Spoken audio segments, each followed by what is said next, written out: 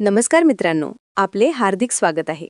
मित्रांनो, आज मी तुम्हाला कोजागिरी पौर्णिमेच्या निमित्ताने एक अत्यंत पवित्र आणि अलौकिक कथा सांगणार आहे. शरद ऋतूच्या या थंडगार रात्री पूर्ण चंद्र आपल्या प्रकाशाने सृष्टीला स्नान घालतो. या रात्री लक्ष्मी माता जागृत असतात आणि जो जागरण करतो त्याला आरोग्य, आनंद आणि समृद्धी प्राप्त होते असे मानले जाते. ही कथा ऐकणाऱ्याच्या जीवनात शांती, समाधान आणि सकारात्मकतेचा दिव्य प्रकाश पसरतो. जसा कोजागिरीच्या चांदण्यात उकळलेलं दूध आरोग्यदायी मानलं जातं, तसाच श्रद्धेने ऐकलेला हा गाथा मनाला नवीन ऊर्जा आणि भक्तिभावाने परिपूर्ण करतो. मित्रांनो, या कथेमध्ये आपण जाणून घेणार आहोत श्रद्धेचं महत्त्व, चांदण्याच्या प्रकाशातील दिव्य रहस्य आणि लक्ष्मी मातेच्या कृपेमुळे घडणारे अद्भुत परिवर्तन. चला तर मग मनःपूर्वक ऐकूया ही भक्तिमयी कथा. मित्रांनो, मी खूप मेहनत करून हा व्हिडिओ बनवत आहे, पण अनेक लोक डिसलाईक करतात. माझी तुम्हा सर्वांना एकच विनंती आहे, कृपया माझ्या व्हिडिओला एक लाईक नक्की करा. तुमच्या पाठिंब्यामुळेच माझ्या मेहनतीला खरी किंमत मिळते. आणि जर तुम्ही चॅनलवर नवीन असाल तर सबस्क्राईब नक्की करा. कॉमेंटमध्ये जय माता लक्ष्मी आणि जय चंद्रदेव लिहायला विसरू नका. चला तर मग सुरुवात करूया. प्राचीन काळी मगध नावाच्या राज्यात धनंजय नावाचा एक पराक्रमी राजा राज्य करत होता. त्या राजाच्या राज्यातील प्रजेला खूप सुखी आणि समृद्ध ठेवण्यासाठी राजा नेहमी प्रयत्नशील असे. मात्र एके वर्षी राज्यावर भीषण संकट आले. पावसाने पुरते दडी मारली होती. सलग कित्येक महिने थेंबभरही पाऊस पडला नव्हता. जमिनी कोरड्या पडू लागल्या, विहिरींचे पाणी आटू लागले आणि शेतकरी हवालदिल झाले. दुष्काळाने राज्य ग्रासले. पर्जन्याबरोबरच आणखी एक महामारीही राज्यात थैमान घालू लागली. अन्नपाण्याच्या टंचाईमुळे लोकांची रोगप्रतिकारक शक्ती कमी झाली आणि विविध आजार पसरू लागले. गावोगावी लोक तापाने फणफणत होते. काहींची भूक मिटली होती, तर काही जण दुर्बल होऊन अंथरुणाला खिळले होते. धनंजय राजाला आपल्या प्रजेकडे पाहून फार दुःख होऊ लागले. एका संध्याकाळी राजवाड्यात धनंजय राजा आपल्या सिंहासनावर काळजीच्या विचारात बुडाला होता. त्याच्या चेहऱ्यावर चिंता स्पष्ट दिसत होती. त्याचवेळी त्याची पत्नी राणी महालाच्या मोठ्या खिडकीतून दूरवरचे कोरडे पडलेले शेत निहाळत उभी होती. आकाशात सूर्य मावळतीला चालला होता आणि त्याची लालभोर किरणे राजवाड्याच्या अंगणात पसरली होती. राणीच्या डोळ्यांतही काळजी दाटली होती. ती हळूच राजाकडे वळिली. महाराज, राणीने शांत पण व्याकुळ स्वरात विचारले, आपण काहीतरी उपाय शोधायला हवा. आपल्या राज्यावर आलेले हे दुष्काळ आणि रोगांचे सावट दूर करण्यासाठी कदाचित देवतांचेच आश्रय घ्यावा लागेल. मी दररोज देवी लक्ष्मीची प्रार्थना करतेय, पण परिस्थिती दिवसेंदिवस वाईटच होत चालली आहे. राजा धनंजयने एक दीर्घ श्वास टाकला. हो राणी, तो म्हणाला, आपल्या हातात जितके होते तितके उपाय केले आहेत. शेजारच्या राजांकडून धान्य मागवले, पुरेसे साठवले, पण तेही आता संपत आले आहे. राजकोषातील संपत्ती गोरगरिबांच्या मदतीसाठी खुली केली आहे, तरीही सर्वांपर्यंत मदत पोहोचवू शकलो नाही. रोगराई आटोक्यात आणण्यासाठी वैद्यांनी सारे प्रयत्न करून पाहिले. अनेक औषधं वापरली, पण परिस्थिती अजूनही गंभीरच आहे. राजा थोडा थांबला आणि पुढे म्हणाला, देवांचा कोप झाला आहे की काय अशी शंका मनात येते. आपण नक्की कुठे चुकलो? माझ्या प्रजेचे दुःख मला पाहवत नाहीये. दिवसरात्र मी दरबारी सल्लामसलत करून उपाय शोधतो आहे, पण काहीच निष्पन्न होत नाही. राणीने सिंहासनाजवळ येत राजाच्या खांद्यावर हलकेच हात ठेवला. महाराज, अशावेळी आपण आपल्या राजगुरूंची सल्लामसलत करावी का? आपले राजगुरू विद्वान आणि धर्मज्ञ आहेत. कदाचित त्यांच्या मार्गदर्शनाने आपण या संकटातून मार्ग काढू शकू, ती सुचवू लागली. राजाला राणीच्या सूचनेची योग्यता जाणवली. त्याने तत्क्षणी सेवकाला हाक देऊन राजगुरूंना दरबारात बोलावण्याचा आदेश दिला. थोड्याच वेळात वृद्ध आणि तपस्वी स्वरूपाचे राजगुरू दरबारात उपस्थित झाले. हातात कमंडलू आणि कपाळावर भस्माचे पट्टे, अंगावर भगवा उत्तरीय असे त्यांचे तेजस्वी रूप होते. राजाने त्यांना आदराने नमस्कार केला आणि म्हणाला, गुरुजन, आपण जाणता की आपल्या राज्यावर सध्या किती मोठे संकट आले आहे. ना पाऊस पडतो आहे, ना अन्नधान्य उरले, आणि आता या रोगराईने तर लोकांचे जीवन संकटात सापडले आहे. कृपा करून यातून सुटण्यासाठी काही उपाय सुचवा.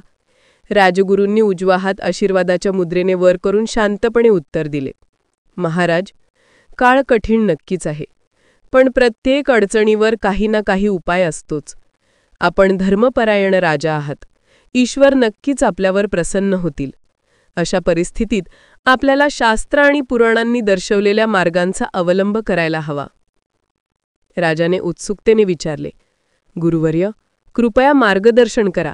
राज्य आणि प्रजेच्या कल्याणासाठी आम्ही कोणतेही व्रत अथवा पूजा करायला सिद्ध आहोत.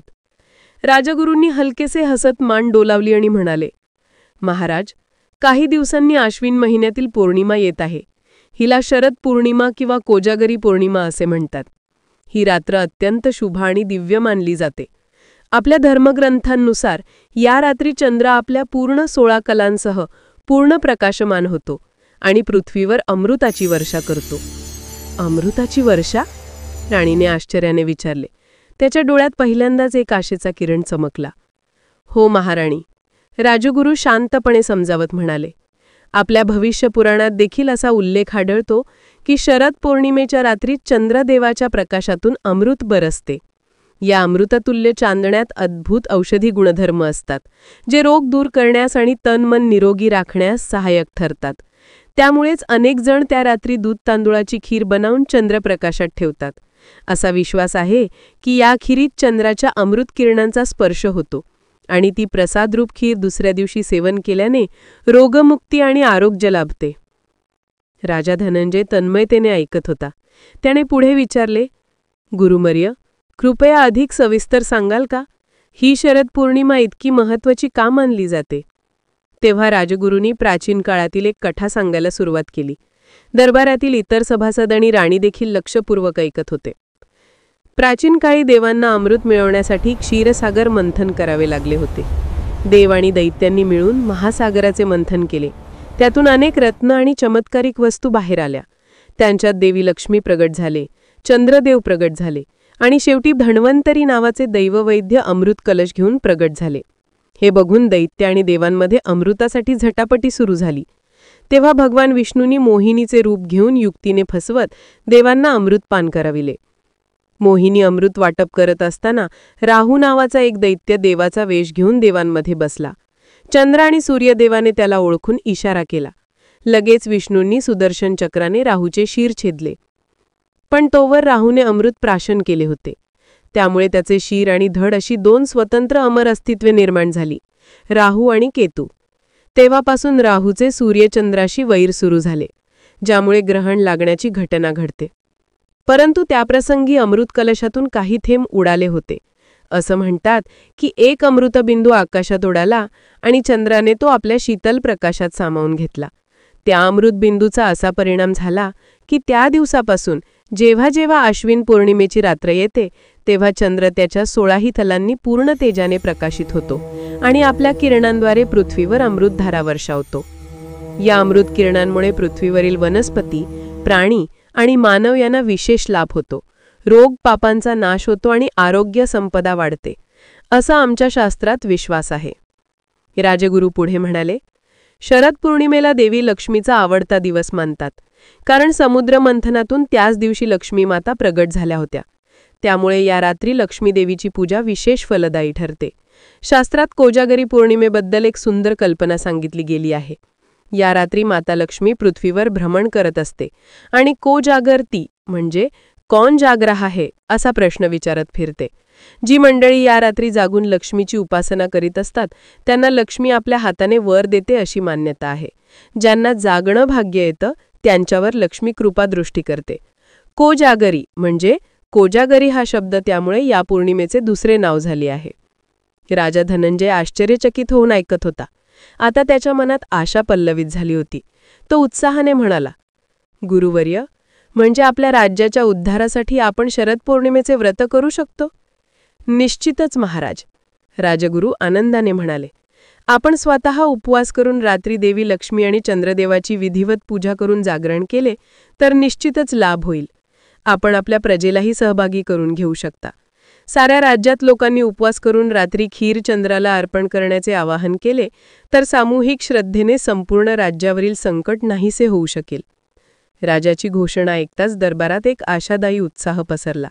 उपस्थित मंत्री, सरदार आणि नोकर चाकरांनी जय लक्ष्मी माता, जय चंद्रदेव असा जयघोष केला.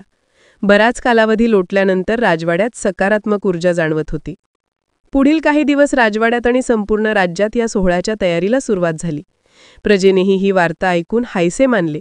काहीतरी दिव्य उपाय राजा स्वतः करतो आहे ही भावना त्यांच्या अंतःकरणात जागृत झाली.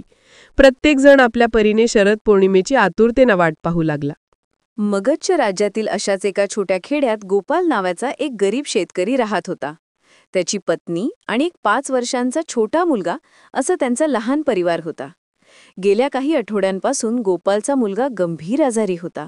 सततच्या तापाने आणि खोकल्याने तो अंथरुणाला खिळला होता. गावच्या वैद्यांनी जे काही हर्बल औषधोपचार केले ते निष्फळ ठरले होते. गोपाल आणि त्याची पत्नी दोघेही मुलाच्या चिंतेने आणि शोकाने खचले होते. आपल्या डोळ्यांसमोर आपल्या लेकराची अशी हालचाल होताना पाहून ते अस्वस्थ झाले होते. इतक्यात त्यांना राजाकडून आलेली घोषणा समजली. शरद पौर्णिमेला उपवास आणि पूजा करून देवी लक्ष्मी व चंद्रदेवाची आराधना करायची आणि चंद्राच्या अमृत किरणांनी रोगमुक्ती मिळेल अशी बातमी दूर गावापर्यंत पोहोचली. राजाचा हा संदेश ऐकून गोपालच्या पत्नीने त्याच्याकडे आशेने पाहिले. आपले महाराज खरोखरच प्रजेला वाचवण्यासाठी किती प्रयत्न करत आहेत, ती मंद स्वरात म्हणाले. हा उपाय खरा ठरेल का ग? आपल्या मुलाला देव वाचवतील का? गोपालच्या मनातही शंका होती, पण तो निर्धाराने म्हणाला, आपण आतापर्यंत सारे उपाय करून पाहिलेच आहेत. हा उपाय करण्यात काय हरकत आहे? राजाचे स्वतःचेही हित ह्यात आहे. ते काही चुकीचे सांगणार नाहीत. देवांवर विश्वास ठेवूया. आपण दोघांनी मिळून उपवास करूया आणि आपल्या छोट्या बाबासाठी देवाला प्रार्थना करूया. आपला मुलगा बरा होईल अशी मला आशा वाटते आहे. पत्नीने पाणावलेल्या डोळ्यांनी देवघराकडे पाहिले. मुलासाठी काहीही करायला तयार आहे मी. उपवास करणे कठीण जाईल माझा, कारण दिवसभर या जीवाची सेवा करताना मला बळ लागते. पण देव शक्ती देईलच. मी उपवास करीन, ती मुलाच्या कपाळावर ओल्या कापडाने शेक देत म्हणाली. हो, आणि आपण थोडी खीर बनवून चंद्राला अर्पण करायची आहे, गोपाल म्हणाला. मग एकदम तो थांबला. पण आपल्याकडे सध्या दूध तांदूळ शिल्लक आहे का? दुष्काळामुळे आपल्या गायीनेही दूध देणे कमी केले आहे. घरात एखाद अर्धा लोटा दूध आणि मुठभर तांदूळ असतील नसतील. शेवटचं थोडेसं तूप आणि साखरही जवळजवळ संपली होती. गोपालची पत्नी क्षणभर विचारात पडली.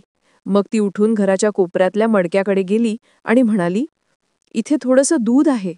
काल संध्याकाळीच गायीपासून काढलं होतं. आणि परसातल्या डब्यात थोडे तांदूळही आहेत. चिंता करू नका. आपल्याकडे जे आहे तेच आपण देवीला अर्पूया. गरिबाची मनोभावे केलेली साधी भक्ती ही देवी स्वीकारते म्हणतात.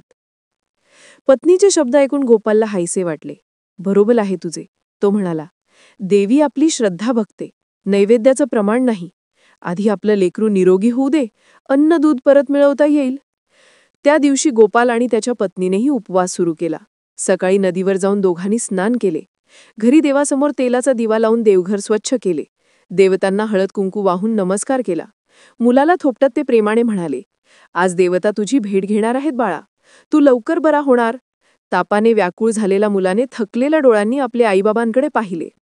संध्याकाळ होताच गोपालने आपल्या लहानशा घराच्या अंगणात झाडलोट केली. त्याने गाईच्या शेणाने सडा टाकून एखादी छोटी रांगोळी रेखाटली. त्याची पत्नी देवघरातील लक्ष्मीच्या तसबिरीसमोर फुले वाहून खोबऱ्याचा नैवेद्य आणि खडीसाखर ठेवत होती. त्यांच्या परीने ते छोटेखानी पूजेची तयारी करत होते. शेजाऱ्यांनीही या कार्यात मदत केली. 4 शेजारच्या स्त्रिया येऊन गोपालच्या पत्नीसमवेत भजनं म्हणू लागल्या, कारण आजारी मुलाला घेऊन गावच्या मंदिरात जाणे शक्य नव्हते. त्यामुळे घरच्या अंगणातच त्यांनी एक लहानसा मंडप सजवला आणि जागरणाचा निर्धार केला. त्या रात्री गोपालच्या अंगणात देखील इतर सर्व गावांप्रमाणे स्वच्छ चंद्रप्रकाश उतरत होता. आकाश जसं जसं गडद निळे होत गेले तसतसा चंद्राचा लुकलुकता ठिपका मोठा होत गेला. अखेरीस सर्वांच्या प्रतीक्षेची समाप्ती झाली. डागांच्या सौंदर्याने नटलेला पूर्ण चंद्र आकाशमंडळावर झळकला आणि धरणीवर चमकता प्रकाश पसरला. गोपालच्या पत्नीने ओढणी सांभाळत आधीच मातीच्या चुलीवर दूध तांदूळ घालून थोडीशी खीर शिजवली होती. पुरेशी साखर नव्हती म्हणून गूळ घालून गोड केले होते. एका छोट्या वाटीत ती खीर भरून देवासमोर ठेवली आणि नमस्कार केला. मग ती वाटी अंगणात चटाईवर आणून ठेवली, जेणेकरून चंद्रकिरण थेट तिच्यावर पडत होते. हे लक्ष्मी माते आणि हे चंद्रदेवा, आमच्या या अल्प नैवेद्याचा स्वीकार करा. आमच्या मुलाला बरे करून आम्हाला वरदान द्या. गोपालची पत्नी मुलाला बाहेर अंगणात झोपळावर घेऊन बसली होती. चंद्राचा थंडगार उजेड त्या बाळाच्या कपाळावर पडत होता. आई त्याला हलकेचे हवा करू लागली आणि देवाचे नाव घेऊन अंगाई गीतासारखा जप करू लागली. गोपाल शेजारीच बसून देवाचे ध्यान करत होता. अश्रू भरलेल्या डोळ्यांनी तो चंद्राकडे पाहत होता.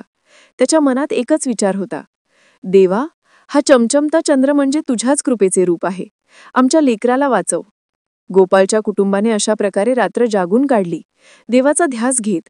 त्यांच्यासारखेच शेकडो गरीब श्रीमंत स्त्री पुरुष त्या रात्री संपूर्ण मगध राज्यात जागरण करत होते आणि उद्याचा सूर्य कुठली सुखद बातमी घेऊन येईल याची वाट पाहत होते.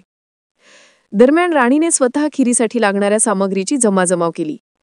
राजवाड्याच्या स्वयंपाकघरात तिच्याच देखरेखीखाली उत्तम दर्जाचे दूध, तांदूळ, साखर, वेळदोडे, केशर, बदाम, पिस्ते आदी आणून ठेवण्यात आले होते. राणी स्वतः स्वयंपाकिणीबाईंना मदत करून खीर बनवणार होती.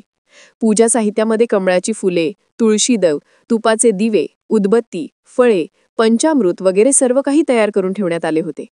शरद पौर्णिमेचा दिवस उगवला. सकाळपासूनच आकाश एकदम स्वच्छ निळे भासत होते. पावसाळा संपून हवेत किंचित गारवा येऊ लागला होता. पौर्णिमेचा चंद्र आज किती तेजस्वी दिसेल याची चर्चा सगळीकडे होती. अनेक वर्षांनी राज्यात असा उत्साह जाणवत होता. कोणीतरी थोर शुभकार्यात सहभागी होण्याच्या भावनेने प्रजेने उपवास सुरू केला. लोक नदी घाटांवर जाऊन सकाळी अंघोळ करून आले, स्वच्छ वस्त्र परिधान केली. स्त्रियांनी घरोघरी लक्ष्मी देवीच्या प्रतिमेसमोर दीप लावून मंगलगीतं गायला सुरुवात केली. राजा धनंजय आणि राणीनेही पहाटे लवकर उठून स्नान केले. राजा निळी किनारीचा साधा पांढरा वस्त्र परिधान करून पद्मासनात थोडा वेळ ध्यानस्थ बसला. संकट काळात देवता परीक्षा पाहतात, पण श्रद्धा ठेवली तर नक्की मार्ग दाखवतात, हा विचार तो मनाशी दृढ करत होता. राणीने सुंदर रेशमी परंतु सोज्वळ साडी नेसली. केस एक वेणीमध्ये बांधले. तिने हातात पूजापाटी घेतली, ज्यात हळद कुंकू, फुले आणि निरांजन ठेवले होते. दोघांनीही गुरुजींसमोर विधिवत व्रताचा संकल्प केला. आज आश्विन शुक्ल पौर्णिमा. आम्ही देवी लक्ष्मी आणि श्रीहरी तसेच चंद्रदेवांना प्रसन्न करण्यासाठी उपवास आणि जागरण करून पूजा करू, जेणेकरून आपल्या राज्याचे कल्याण साधले जाईल, असा संकल्प मंत्र राजगुरूंनी त्यांच्याकडून उच्चारून घेतला. दिवसभर राजा आणि राणी दोघांनीही अन्नाचा कणही घेतला नाही. प्रजेलाही प्रेरणा मिळावी म्हणून राजा स्वतः दरबाराच्या प्रांगणात काही काळ उपवासाच्या महत्त्वावर प्रवचन देत फिरला. तो लोकांना म्हणाला, उपवास हा शरीर आणि मन शुद्ध करणारा असतो. आपण देवांवर पूर्ण विश्वास ठेवूया. आपल्या एकात्मतेत आणि श्रद्धेतच महान शक्ती आहे.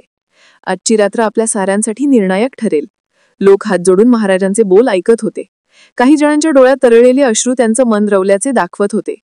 अलीकडेच अनेकांनी आपल्या राजाबद्दल नाराजी व्यक्त केली होती, पण आज तोच राजा त्यांच्या उद्धारासाठी देवाचा मार्ग स्वीकारत आहे हे पाहून त्यांचे हृदय पाघळले. संध्याकाळची वेळ होत आले तसे राजवाड्याच्या अंगणात तयारी पूर्ण झाली. एक मोठा मंडप उभारण्यात आला होता. त्याच्या मध्यभागी सुबक रांगोळी काढून चौरंगावर लक्ष्मी देवी आणि भगवान विष्णू यांच्या सुंदर मूर्ती स्थापित करण्यात आल्या होत्या. मूर्तींचे अलंकार दिमाखदार होते. लक्ष्मी देवीला लाल रेशमी वस्त्र, सुवर्ण अलंकार आणि कमळ हातात, तर विष्णूला पितांबर आणि शंख, चक्र, गदा, पद्म धारण केलेले रूप. त्यांच्यासमोर पूर्व दिशेकडे, ज्या दिशेला चंद्र उगवतो, त्या दिशेला एक चांदीचा कलश ठेवला होता. त्यावर चंद्राची प्रतिमा कोरली होती. कलशात शुद्ध पाणी भरून त्यात थोडे गंगाजल आणि तुळशीदन सोडले होते. कलशावर नारळ ठेवून पांढऱ्या कपड्याने तो झाकून त्याची स्थापना केली होती. आकाशात हळूहळू संध्याकाळची लालिमा कमी होऊन काळोखी पसरू लागली. पूर्व दिशेला क्षितिजावर एक गोल चमकणारा उजेड दिसू लागला. चंद्रोदयाची वर्दी होती ती. राजगुरूंनी सर्वांना तयारीत राहण्यास सांगितले. राजा धनंजय आणि राणी मंडपात कमलासनावर बसून ध्यान धरून होते. इतर सर्व मंत्री, स्त्री, पुरुष, नोकरवर्गही काही अंतर राखून सभोवती शांतपणे बसले होते. संपूर्ण दरबारच जणू एका भव्य मंदिरात रूपांतरित झाले होते. क्षणोक्षणी चंद्राचा उजेड अधिक तेजस्वी होत गेला. अखेरीस जसा पूर्णचंद्र आकाशमंडळावर आला तसे सारे परिसर चांदण्यात न्हाऊन निघाले. चंद्राचा दुधिया प्रकाशाने राजवाड्याचे अंगण आणि परिसर उजळून निघाले. त्या शुभ्र प्रकाशात कमळ पुष्पांवर पडणाऱ्या किरणांमुळे जणू त्या कळ्या उमलू पाहत होत्या. राजगुरूंनी संकल्प उच्चारला आणि पूजानिधी सुरू झाली. मंत्रोच्चारांच्या पवित्र नादात एक एक उपचार संपन्न होऊ लागले. राजा धनंजयाने स्वतः लक्ष्मी देवीला कमळाचे फूल अर्पण केले आणि राणीने भगवान विष्णूच्या चरणी तुळशीदल ठेवले. राजगुरूंनी पवित्र जलाने कलशावर अभिषेक केला आणि चंद्रदेवाचे आवाहन केले. ओम सोमाय नमः, ओम चंद्राय नमः असे स्तोत्र उच्चारले जात होते. नभात त्यावेळी चंद्र पूर्णपणे दृष्टिगोचर झाला होता, अतिशय शीतल आणि दीप्तिमान. राणीने सुगंधी नारळाच्या करवंटीतील धूप देवी समोर फिरवला. राजा धनंजयाने सोन्याच्या ताटलीत तूप भरून पंचप्रदीप प्रज्वलित केले आणि लक्ष्मीनारायणाची आरती सुरू केली. सर्व उपस्थित जनांनी शंखनाद केला. काही क्षणासाठी राज्यभर पसरलेली निराशा जणू त्या शंखध्वनीने दूर पळाली. ओम जय लक्ष्मी माता, मैया जय लक्ष्मी माता. आरतीचा मंगलस्वर अंगणात घुमू लागला. राणी स्वतः मधुर आवाजात आरती गात होती आणि सभोवतालच्या स्त्रिया तिच्या स्वरसंगतीने आरती म्हणत होत्या. आरतीनंतर काही क्षण सर्वत्र शांतता पसरली. जणू देवताही हे दिव्य दृश्य पाहण्यासाठी स्तब्ध झाले होते. यानंतर सर्वात महत्वाचा टप्पा आला. खीर अर्पण आणि अमृतवर्षेची प्रतीक्षा. राजवाड्याच्या स्वयंपाकघरात राणीच्या देखरेखीखाली खिरीचा एक मोठे भांडे भरून प्रसाद तयार झाला होता. दूध तांदळाच्या त्या गोड खिरीला वेलदोडे आणि केशराचा सुवास येत होता. राणीने स्वतः तो मातीच्या मोठ्या माठात भरून आणला. मातीच्या भांड्यात खीर ठेवण्याचा उद्देश हाच की रात्रभर ते भांडे थंड राहील आणि चंद्रकिरणांचा परिणाम त्यात चांगल्या प्रकारे उतरेल. राजा आणि राणीने ती खीर लक्ष्मी आणि नारायणाला अर्पण केली. मग तो खिरीचा माठ मंडपाबाहेर उघड्या चंद्रप्रकाशात ठेवला. आकाशातील तेजस्वी चंद्राकडे पाहून राजा हात जोडून उभा राहिला. त्याच्या मनात असंख्य भावना दाटून आल्या. तो उच्च स्वरात प्रार्थना करू लागला. हे चंद्रदिवा, तुम्हाला आमचा नमस्कार असो. तुमच्या शीतल प्रकाशाने आमच्या जीवनातील साऱ्या अंधकाराचे आणि दाहाचे निवारण होवो. तुमच्या अमृतमय किरणांनी आमच्या राज्यावर कृपा होऊ दे. हे सोमराजा, तुमच्या या प्रकाशातील औषधी शक्तीने आमच्या प्रजेची व्याधी नाहीशी होऊ दे. दुर्दैवाचे काळे ढग दूर होऊ दे आणि समृद्धीचा उज्ज्वल प्रकाश पसरू दे.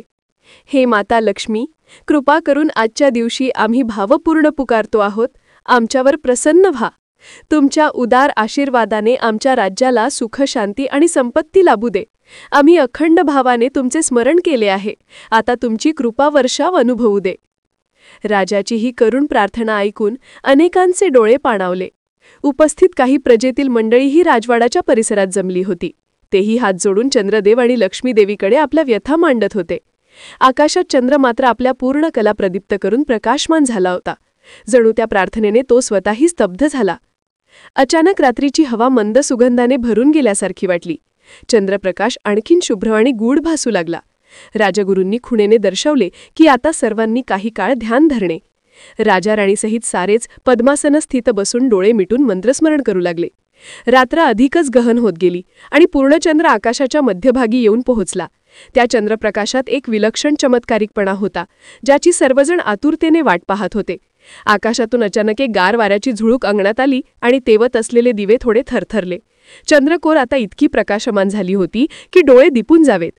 तेवढ्यात राजगुरूंनी डोळे उघडून आकाशाकडे पाहिलं आणि आश्चर्याने उद्गारले, महाराज, तो पहा. सगळ्यांचेच डोळे वरवळले. आश्चर्य! चंद्राच्या शुभ्र प्रकाशातून सूक्ष्म तेजस्वी थेंब खाली पडत असल्यासारखे दिसू लागले. जणू दुधाचे थेंबांची सरच सुरू झाली होती. अर्थात प्रत्यक्ष दुधाचे थेंब नव्हते ते, पण चंद्रप्रकाशात लुकलुकणारे छोटे छोटे बिंदू अंगणात पडत होते. संपूर्ण अंगण त्या दिव्य प्रकाश बिंदूंनी नाहून निघाले. खिरीच्या माठावर त्या तेजकणांचा वर्षाव होऊ लागला. प्रत्येक बिंदू जणू अमृताचा थेंबच वाटत होता. आजूबाजू उभ्या फुलांच्या पाकळ्यांवर किरकिर असा आवाज करत शुभ्र प्रकाशकण अलगद विसावत होते. उपस्थित लोक अचंबित होऊन ते अद्भुत दृश्य बघत होते. काहींना खरोखरच वाटले की चंद्रातून अमृतधारा बरसू लागली आहे. त्या चांदण्यात एक विलक्षण थंडावा आणि ऊर्जा जाणवत होती. राजा धनंजय आणि राणीने आपल्या हातातील पाण्याने भरलेले तांब्याचे कलश उचलले. राजगुरूंनी मंत्रोच्चार केला आणि त्या दोघांनी चंद्राला अर्घ्य अर्पण केले. तांब्यातील पाणी चंद्रप्रकाशाकडे अर्पित करता करता खाली खिरीच्या माठातच मुरले. असे वाटले जणू चंद्राने तो अर्घ्यस्वरूप पवित्र जल स्वीकृत करून आपले अमृत त्यात एकरूप केले आहे. त्या क्षणी अचानक एक दिव्य तेजाचा झळाळता गोळा मंडपासमोर प्रगटला. सर्वांची ध्यानावस्था भंगली आणि ते आश्चर्याने त्या दिशेला पाहू लागले. लक्ष्मी देवीच्या स्वरूपाचा एक तेजस्वी प्रकाश पुंज समोर उमटत होता. त्यातून एक सुमधुर आवाज घुमला, को जागरती, कोण जागे आहे? राजा धनंजयला एकदम भान आले. देवी लक्ष्मी पृथ्वीवर आशीर्वाद देण्यासाठी अवतरली आहे. तो आणि राणी दोघेही ताबडतोब उठून उभे राहिले. त्यांनी पुढे होऊन आदराने हात जोडले आणि एका स्वरात म्हणाले, देवी, आम्ही जागे आहोत. आपल्या चरणांची कृपा आम्हावर असू दे. तेव्हा त्या दिव्य प्रकाशातून स्वर्गीय सौंदर्याची मूर्ती प्रकट झाली. देवी महालक्ष्मी स्वर्गातून अवतरल्या होत्या. कमलासनावर विराजमान, 4 भुजात कमळ, पाश, अभयमुद्रा आणि वरमुद्रा धारण केलेले तेजस्वी रूप. त्यांच्या मुखावर सौम्य प्रसन्न हसू होते आणि किरणांचा मुकुट त्यांच्या मस्तकाभोवती तेजोपुंज दिसत होता. त्यांच्या आगमनाने सारा आसमंथ सुगंध आणि प्रकाशाने भरून गेला. सर्वांनी सुखद आश्चर्याने नतमस्तक होऊन जय लक्ष्मी माता असा जयघोष केला. माता लक्ष्मीने वरदहस्त उंच केला आणि मंद हसत म्हणाली, राजा धनंजया, राणी आणि मगधाच्या माझ्या प्रिय प्रजे हो, तुमची श्रद्धा पाहून मी अत्यंत प्रसन्न झाले आहे. इतक्या कठीण काळातही तुमचा देवावरचा विश्वास डगमगला नाही. उपवास, पूजा आणि जागरण करून भक्तीचे पालन करून तुम्ही मला संतुष्ट केले आहेत. तुमच्या या भक्तीने मी आनंदित झाले आहे. राजा आणि राणीने जमिनीपर्यंत लोटांगण घालून देवीला वंदन केले. राजाचे डोळे आनंदाश्रूंनी डबडबले. माते, हे सर्व तुमच्या कृपेनेच झाले आहे. आम्ही केवळ आशेने हा उपाय केला, पण आपण प्रत्यक्ष प्रगट होऊन आमचे जीवन धन्य केले. कृपा करून आमच्या राज्यावर आपली कृपादृष्टी राखा. देवी लक्ष्मीने आशीर्वाद देत सांगितले, राजन, उभे राहा. तुमची नम्रता आणि करुणा मला ज्ञात आहे. तू सदा प्रजेला पुत्रवत वागणूक दिलीस. त्यांचे दुःख दूर करण्यासाठी स्वतः कष्ट सोसलेस. या केलेल्या उपवासाचे आणि भक्तीचे फळ तुला निश्चितच मिळेल. आजपासून तुझे राज्य संपन्नतेने परिपूर्ण होईल. दुष्काळ आणि रोगराई यांचे संकट नाहीसे होईल. धरती तुमच्या प्रदेशावर पुन्हा एकदा सुखसमृद्धीचा वर्षाव करील. भरपूर पाऊस पडेल, शेतं डोलू लागतील, कोणीही उपाशी राहणार नाही. राणीनेही हात जोडून विनंती केली, माते, आणि आमच्या लोकांचे आरोग्य, जे आजारी आहेत त्यांचे काय? आम्ही ऐकले आहे की तुमच्या कृपेने आणि चंद्राच्या अमृत किरणांनी रोग नाहीसे होतात. लक्ष्मीदेवीने प्रेमळ दृष्टीने राणीकडे पाहिले. राजमाते, चिंता करू नकोस. चंद्रदेवाच्या अमृत वर्षावाने आधीच चमत्कार घडवायला सुरुवात केली आहे. माझा आशीर्वादही त्यांना बळ देईल. आज रात्री ज्यांनी विश्वासाने आकाशाकडे पाहून प्रार्थना केली आहे, ज्यांचे अंगणात चंद्रप्रकाश उतरला आहे आणि ज्यांनी माझे नाव घेतले आहे, त्यांना या अमृत किरणांचा पूर्ण लाभ होईल. सकाळ होताच तुम्हाला हा चमत्कार अनुभवायास येईल. कित्येकांचे ताप उतरलेले असतील, जुन्या जखमा भरायला लागल्या असतील, लहान मुलांच्या अंगातील अशक्तपणा नाहीसा झालेला आढळेल. हे देव चमत्कार पाहून उद्यापासून प्रजेचा देवावरचा विश्वास आणखीन दुणावेल. राजगुरूंनी पुढे येऊन प्रश्न केला, माते, अशीच दयादृष्टी आम्हा सर्वांवर राहो. पुढे पुढेही अशीच कृपा तुमची आम्हावर राहील ना? म्हणजे दरवर्षी शरद पौर्णिमेला आपण आणि चंद्रदेव आमच्यावर अमृत वर्षाव करालच? देवीने हसून मान डोलावली. नक्कीच. शरद पौर्णिमेची रात्र ही दिव्य रात्र आहे. या रात्री जे जागून भक्तिभावाने मला, श्री विष्णूंना तसेच चंद्रदेवांना स्मरतात, त्यांच्यावर मी सदैव कृपा करीन. ज्याप्रमाणे आज तुमच्या राज्यावर अमृत किरणांचा वर्षाव झाला आहे, तसेच दरवर्षी या दिवशी या किरणांसोबत माझ्या कृपेबदलाचाही वर्षाव होत राहील. हा संकल्प मी आज इथे तुमच्या समक्ष करते आहे. राजा, राणी आणि सारे दरबारी पुन्हा एकमुखी जय लक्ष्मी माता असा जयघोष करायला लागले. देवी लक्ष्मीचे रूप डोळ्यात साठवून घेण्यासाठी ते आतुर झाले होते. देवीही त्यांचा भक्तिभाव जाणून मंदस्मित करत होती. काही क्षणांनंतर देवी लक्ष्मीचा देदीप्यमान प्रकाश हळूहळू मंदावायला लागला. तिचे दिव्य मूर्ती जणू हलके हलके विरत गेली आणि शेवटी ती प्रकाश ज्योतही लोप पावली. जातेवेळी देवीने आपल्या कमलहस्तातून सोनेरी प्रकाशाची पुष्पवृष्टी राजा धनंजयच्या अंगावर केली आणि शुभाशीर्वाद देत म्हणाली, राजन, तुझ्या राज्याचा इतिहास उद्यापासून नव्या वैभवाच्या पानांनी भरला जाईल. लोक तुझी युगानुयुगे स्तुती करतील. तुझा वंश वाढू दे आणि पिढ्यानपिढ्या समृद्धी नांदू दे. मी निस्संकोचपणे आशीर्वाद देत आहे. हे बोलून देवी अदृश्य झाली. तिचा प्रकाश जसा विरत गेला तसा सभोवतालचा चंद्रप्रकाश आता डोळ्यांना अगदी सौम्य आणि मृदू भासू लागला. उपस्थित सर्वांनी पुन्हा पृथ्वीला मस्तक टेकून देवांना धन्यवाद दिले. राजा धनंजयने डोळे मिटून घेतले. त्याच्या ओठातून अविरत धन्यो अस्मी असे शब्द निघत होते. राणीने त्याला हलकेच हाताचा आधार देत उभे केले आणि तिचेही नेत्र आनंदाश्रूंनी लागडबले. थोड्याच वेळात पूजा उपस्थितांनी खिरीचा प्रसाद ग्रहण केला. ती खीर खरोखरच दिव्य स्वादाची झाली असे अनुभूती सर्वांना येत होती. जिच्या घोटाने संगात नवचैतन्य संचारल्यासारखं वाटत होते. राजगुरूंनी राजा राणीला वाढून तो प्रसाद दिला आणि स्वतःने हे घेतला. मग उरलेला प्रसाद सकाळी राजवाड्यातील सर्व लोक आणि आजूबाजूच्या प्रजेकरिता वाटण्यासाठी बाजूला ठेवण्यात आला. ती रात्र अशा अपूर्व समाधानाच्या भावनेतच संपली. कुणीही झोपी गेले नव्हते, पण सगळ्यांच्या चेहऱ्यावर परमानंद होता. काही जण उत्सुकतेने पहाट कधी होईल याची वाट बघत होते, देवीने सांगितलेला चमत्कार स्वतःच्या डोळ्यांनी पाहण्यासाठी. पहिल्या किरणांसोबतच गावोगावी काही सुखद वार्ता पसरू लागल्या. सर्वत्र लोक एकमेकांना आश्चर्यचकित होत देवाचा जयजयकार करत होते. गोपाळच्या घरी तर अत्यंत आनंदाचा क्षण आला होता. महिनोन्महिने तापाने त्रस्त असलेल्या त्याच्या लहानग्या मुलाचा ताप रातोरात नाहीसा झाला होता. पहाटे होताच तो चिमुरडा पहिल्यांदाच अंथरुणातून उठून अंगणात चालू लागला.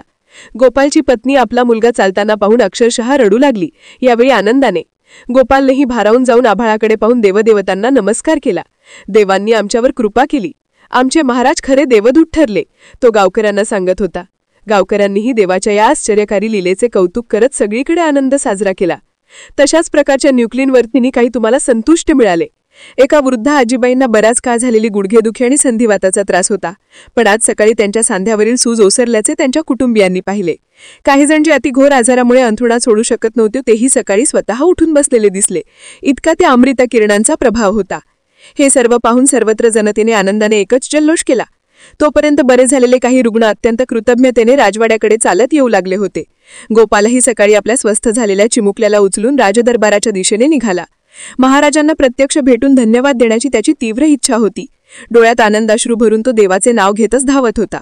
राजा धनंजय स्वतः सकाळी नम्रतापूर्वक अंगणात आला आणि ह्या बातम्या ऐकून त्याचे हृदय भरून आले. त्याला राजवाड्याच्या प्रवेशद्वाराजवळ काही प्रजाजन हात जोडून उभे असलेले दिसले. त्या गर्दीत गोपाल आपल्या मुलासह आनंदाने उभा होता. राजानेही दुरूनच त्यांना हसत मुखाने हात हलवून आशीर्वाद दिला. त्याने मागे वळून राजगुरूंना साश्रू नयनांनी वंदन केले. हे सर्व आपल्या मार्गदर्शनामुळेच शक्य झाले गुरुवर. राजगुरूंनी डोळे मिटून वरुण देवाला नमस्कार केला आणि म्हणाले, महाराज हे ऐकताच राजाने दोन्ही हात आकाशाकडे करून देवांचा जयघोष केला. राणीने आनंदाने आपले आसवे पुसले आणि राजाकडे बघत हलकेसे हास्य केले. दोघांचेही मन स्पष्ट होत होते. देवीच्या आशीर्वादाचा प्रत्यय त्यांना समोरच दिसत होता. वर्षभर पाऊस न पडून कोरडी पडलेली जमीन आज पुन्हा एकवार तृप्त होत होती. या पर्जन्य वर्षाने दुष्काळ कायमचा नाहीसा होईल याबद्दल त्यांना पूर्ण खात्री होती. राजा धनंजय उंच स्वरात प्रजाजनांना उद्देशून म्हणाला, हे माझ्या प्रियजन हो, आजपासून मनात कोणतीही काळजी बाळगू नका. लक्ष्मी मातेला आपण प्रसन्न केले आहे. हा पाऊस आणि ही रोगमुक्ती हे सारे तिच्याच आशीर्वादाचे फळ आहे. चला, आपण सर्वांनी मिळून माता लक्ष्मी आणि चंद्रदेवाचे आभार मानूया. सर्व लोकांनी टाळ्या वाजवत जय लक्ष्मी माता, जय चंद्रदेव असे घोष सुरू केले. त्या दिवशी सायंकाळी राजा धनंजयाने राजदरबारात विशेष सभेचे आयोजन केले. त्याने त्या सभेत घोषणा केली की शरद पौर्णिमेचा हा दिवस आता राज्यात एक उत्सव म्हणून पाळला जाईल. प्रत्येक वर्षी शरद पौर्णिमेला आपण देवी लक्ष्मी आणि चंद्रदेवाची पूजा आणि जागरण करू. राजा उद्गारला. ही परंपरा आपल्या राज्यात सदैव चालू राहील. आपल्या मुलाबाळांना आणि पुढील पिढ्यांना आपण या दिव्यरात्रीची कथा सांगू, ज्या रात्री देवांनी आपल्यावर कृपा करून आपले रक्षण केले. त्यांनाही कळू द्या की श्रद्धा आणि ऐक्य यात किती अपार शक्ती असते. राजाचे भाषण उत्स्फूर्त जल्लोषात मगध राज्यात सर्वत्र पसरले. सगळीकडे आनंदोत्सव सुरू झाले. लोकांनी त्या रात्रीचे वर्णन गाणी, कीर्तने बनवून गावोगावी गायला सुरुवात केली. मंदिरात भक्तांनी विशेष प्रसाद वाटला, वस्त्र धर्मदान केला. राज्याच्या कानाकोपऱ्यात लक्ष्मीकृपेची जाणीव दाटून आली होती. त्या दिवसापासून शरद पौर्णिमा सण म्हणून साजरी होऊ लागली. वर्षानुवर्ष ही घटना कथा बनून पिढ्यानपिढ्या सांगितली जात राहिली. प्रत्येक वर्षी आश्विन पौर्णिमेच्या दिवशी मगध राज्यातील जनता उपवास करते, रात्री जागते, खीर बनवून चंद्राला अर्पण करते आणि मग आकाशाकडे डोळे लावून त्या अमृत वर्षाची वाट पाहते. अनेकदा मानवी डोळ्यांना ते थेंब पुन्हा दिसत नसतील कदाचित, परंतु लोकांना माहीत असते की दृश्य अदृश्य रूपाने चंद्रदेवाचे अमृत त्यांच्या आयुष्यात सुख, आरोग्य आणि शांतता घेऊन उतरत आहे. राजा धनंजय आणि राणीच्या कर्तृत्वाची आणि भक्तीची ही गाथा पुढे अनेक ग्रंथात लिहिली गेली. संत महंतांनी यावर आधारित कीर्तने रचली. ज्यांचे जीवन निराशेने भरले आहे त्यांना या कथेतून आशेचा संदेश मिळतो की परमेश्वराच्या लीलेत आणि कृपेत काहीही अशक्य नाही. पण धनंजय राजाने कधीही यशाचा गर्व केला नाही. त्यांनी आयुष्य उरलेले अधिक परोपकारात घालवले. राज्याला सुवर्ण काळात प्रवेश मिळवून दिला. लक्ष्मीदेवीच्या आशीर्वादाने मगध राज्य भरभराटीला आले. शत्रूंवर विजय मिळवला आणि प्रजेचे जीवन आनंदी आणि आरोग्य संपन्न बनले. आजही भारताच्या विविध प्रांतात शरद पौर्णिमा मोठ्या उत्साहात साजरी केली जाते. कोजागरी रात्री लोक आकाशाखाली जमून खिरीचा नैवेद्य चंद्राला अर्पण करून भजन कीर्तनांनी जागरण करतात. कुटुंबीय आणि मित्रमंडळी एकत्र येऊन या दूध खिरीचा प्रसाद मध्यरात्री ग्रहण करतात. कोणी चंद्राला मनोभावे अर्घ्य देतात, कोणी दिव्याची आरती ओवाळतात. तरुण तरुणी हास्य गाणी करतात. देशभरात या पर्वाला वेगवेगळी नावे आणि प्रथा आहेत. महाराष्ट्रात यालाच कोजागिरी पौर्णिमा म्हणतात. या रात्री गच्चीवर किंवा अंगणात कुटुंब एकत्र बसून दूध आणि साखर घालून केशरयुक्त गार खिरीचे दूध बनवतात. या दुधाला चंद्राच्या किरणांचा स्पर्श होऊ देतात आणि मग प्रसाद म्हणून सर्वजण मिळून ते सेवन करतात. बंगालमध्ये हाच दिवस लक्ष्मीपूजेचा मोठा उत्सव असतो. गुजरातमध्ये लोक रास गरबा नृत्य करून शरद पूनम मोठ्या उल्हासात साजरी करतात. अनेक ठिकाणी यालाच कुमार पौर्णिमा म्हणून तरुण मुलामुलींचे सणही साजरी होतात. नावं आणि पद्धती वेगळी असली तरी श्रद्धा एकच. सर्वांच्या हृदयात भक्ती, आशा आणि आनंदाचा चंद्र सदैव तेवत राहो अशी प्रार्थना. मान्यता अशी आहे की शरद पौर्णिमेच्या रात्री आकाशातून अमृत बरसतं आणि वैभवाची देवी लक्ष्मी आपल्या लेकरांची खुशाली पाहायला पृथ्वी लोकावर येते. त्या दिवशी प्रत्येकजण आपल्या परीने जागरण करतो, देवाचे स्मरण करतो आणि स्वतःवर, आपल्या कुटुंबावर आणि समाजावर ईश्वराची कृपादृष्टी सदैव राहो अशी प्रार्थना करतो. नंतरच्या काळात अनेक पुराण आणि संहितातही धनंजय राजाच्या या व्रतकथेचा उल्लेख सापडतो. भविष्य पुराणाच्या अध्यायात ही कथा आलेली आहे, ज्या शरद पौर्णिमेच्या व्रताचे महात्म्य स्पष्ट वर्णिले गेले आहे असेही म्हटले जाते. हीच ती शरद पौर्णिमेच्या दिवशी चंद्राच्या अमृत वर्षावाची कथा होय, जिला स्मरून आपण हा मंगल उत्सव आजही आनंदाने साजरा करीत आलो आहोत.